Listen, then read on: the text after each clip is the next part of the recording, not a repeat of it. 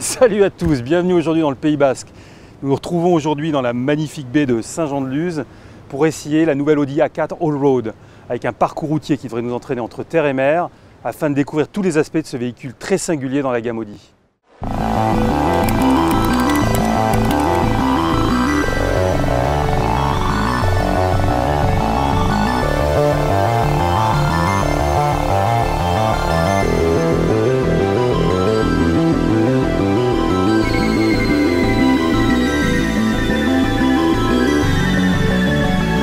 Alors Allroad, comme son nom l'indique, c'est tout chemin. On n'est pas dans un 4 roues motrices de franchissement, mais dans un 4 roues motrices, donc ici avec une technologie Quattro, la technologie 4 roues motrices propre à Audi, qui va permettre aussi bien de parcourir des longs trajets routiers, que de s'en écarter, d'aller sur du chemin de terre, de la piste et de la neige.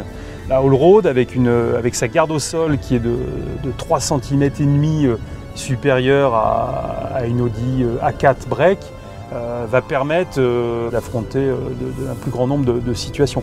Alors Allroad, pour la petite histoire, pour la mémoire, le terme apparaît chez Audi il y a quasiment 20 ans, en 2000.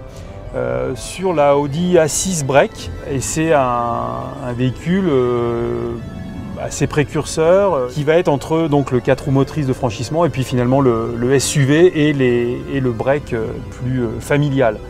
Et la Audi A4 Allroad arrive dans le catalogue il y a quasiment 10 ans, elle arrive en 2010. On en est aujourd'hui à la 3e évolution.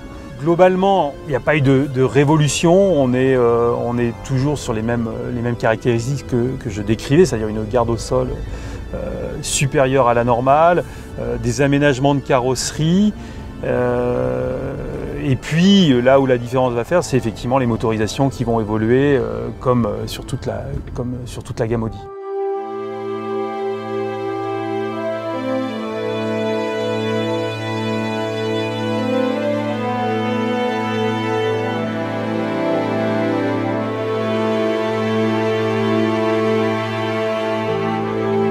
Alors à quoi reconnaît-on une Audi A4 Allroad? Alors tout d'abord, je crois que le signe le plus distinctif, c'est l'on voit, c'est cette garniture qui est ici en plastique mais qui peut également être de la couleur de la carrosserie et qui va surligner tout le contour inférieur de la carrosserie, donc y compris le bas de caisse. On peut voir ici la dénomination Quattro qui affirme les 4 roues motrices. Et en fait, cet habillage de bas de caisse va vraiment mettre en évidence les fameux 3,5 cm qui distinguent vraiment la Audi A4 Allroad. Deuxième point, les barres de toit qui sont légèrement différentes, légèrement surélevées, qui visuellement sous-entendent qu'on peut réellement charger d'équipements un petit peu pesants sur le toit de la voiture. Et je dirais dernier point, sur la calandre avant, toutes les Allroad, donc ce n'est pas propre à la Audi A4 mais également visible sur la A6, la calandre qui dispose de lignes verticales qui va lui donner un aspect plus dynamique. Alors après, dernier petit point qui est propre à la dernière Audi A4, à la dernière génération, ce sont plutôt ces nervures, ces lignes brisées qui se trouvent au-dessus du pourtour de roue et qui viennent renforcer la dynamique du design. Et tout ça, effectivement, on peut dire que cette Audi A4 Allroad a une sacrée gueule qui la distingue d'un break plus classique et peut-être plus familial.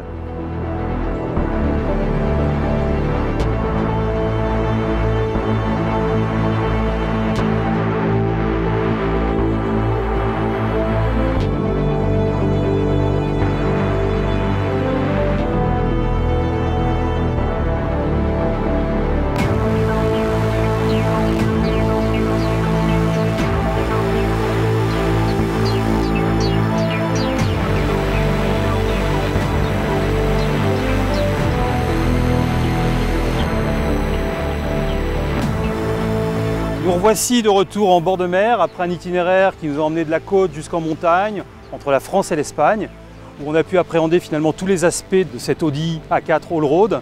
Ce qui nous a plu dans ce véhicule, c'est qu'elle parvient finalement à allier tout l'agrément d'un break familial à vocation loisir et toutes les performances d'un véhicule tout-terrain.